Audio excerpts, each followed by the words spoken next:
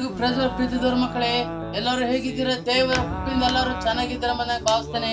ಮತ್ತು ವಿಡಿಯೋ ನೋಡ್ತಿದ್ರೆ ಎಲ್ಲರೂ ಬೇಗ ಸಬ್ಸ್ಕ್ರೈಬ್ ಮಾಡ್ಕೊಳ್ಳಿ. ಇವತ್ತು ವಾಕ್ಯವನ್ನು ಓದಿಕೊಳ್ಳೋಣ. 9ನೇ ಅಧ್ಯಾಯ 2ನೇ ವಚನ. ಅಲ್ಲಿಗೆ ಬಂದಾಗ ಹಾಸಿಗೆಯ ಮೇಲೆ ಬಿಟ್ಟುಕೊಂಡಿರುವ ಒಬ್ಬ ಪಾರ್ಶ್ವವಾಯು ರೋಗಿಯನ್ನು ಆತನ ಬಳಿಗೆ ಹೊತ್ತುಕೊಂಡು ಬಂದರು.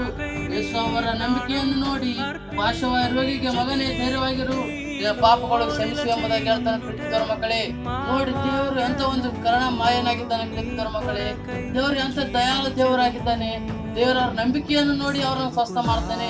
ಇವತ್ತು ನೀ ನಂಬಿಕೆಯಿಂದ ಪ್ರಾರ್ಥನೆ ಮಾಡುವಾಗ ನಿನ್ನ ಕಷ್ಟಗಳನ್ನು ಸಹ ದೇವರು ಇವತ್ತು ಬಿಡುಗಡೆ ಮಾಡುವಂತನಾಗಿದ್ದಾನೆ.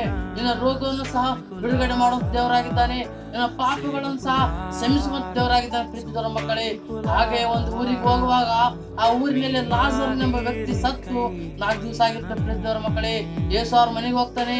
ಅವ್ರ ಅಕ್ಕ ತಂಗಿಯರು ಹೇಳ್ತಾರೆ, ಯೇಸುವೆ, ನೀನು ಇರುವುದಾದ್ರೆ ಇವತ್ತು ನನ್ನ ತಮ್ಮ ಸಾಯ್ತಿರಲಿಲ್ಲ ಎಂಬುದಾಗಿ. ಆದ್ರೆ ದೇವ್ರು ಹೇಳ್ತಾನೆ, ಹೋಗೋಣ ಬನ್ನಿ ಹೇಳುವಾಗ ಅಲ್ಲಿ ಹೋಗ್ತಾರೆ. ಅವರೆಲ್ಲರೂ ಏನ್ ಅನ್ಕೊಂತಾರೆ? ದೇವರು ಅಳಬಹುದು, ಸ್ವಾಮಿ ಅಳಬಹುದು, ಜಾಸ್ತಿ ಏನು ಮಾಡ್ತಾರೆ ಎಂಬುದಾಗಿ ಅನ್ಕೊಂತಾರೆ. ಆದ್ರೆ ದೇವರು ಆ ಸ್ಥಳಕ್ಕೆ ಹೋಗಿ ಆ ಸತ್ತು 4 ದಿವಸ ಆಗಿರುವ ಜನ ಕೇಳ್ತಾರೆ, ಏ ಲಾಜರನೇ ಎದ್ದು ಬಾ ಎಂಬುದಾಗಿ. ಆ ಕೂಡಲೇ ಸತ್ತ ಲಾಜರ್ ಎದ್ದು ಬರ್ತಾನೆ. ಪ್ರೀತಿದವರ ಮಕ್ಕಳೇ, ನೋಡಿ ದೇವರ ಮಾತಿನಲ್ಲಿ ಸತ್ತ ಒಂದು ಹೆಣ ಸಹ ಎದ್ದುತ್ತೆ. ನೋಡಿ ಆ ಮಾತು ನಿಲ್ಲಿಸುವಂತೆ ನಾನೇ ತಿಳಿಸುತ್ತೇವೆ. ಪ್ರೀತಿದವರ ಮಕ್ಕಳೇ, ನೀನು ನಾನು ಸಂಪೂರ್ಣವಾಗಿ ನಂಬಿರುವುದಾದರೆ ಇವತ್ತು ದೇವರು ನನ್ನ ಜೀವಿತದಲ್ಲಿ ಅದ್ಭುತ ಕಾರ್ಯ ಮಾಡ್ತಾನೆ. ಆಗ ದೇವರ ಮೇಲೆ ಸಂಪೂರ್ಣವಾಗಿ ನಂಬಿಕೆ ಇಡಿ. ವಿಡಿಯೋ ಅನೇಕ ಜನಕ್ಕೆ ಶೇರ್ ಮಾಡಿ, ಏಕೆಂದ್ರೆ ಅನೇಕ ಜನ ರಕ್ಷಣೆ ಮಾರ್ಗಕ್ಕೆ ಬರಬೇಕು. ಪ್ರೀತಿದವರ ಮಕ್ಕಳೇ, ಎಲ್ಲರಿಗೂ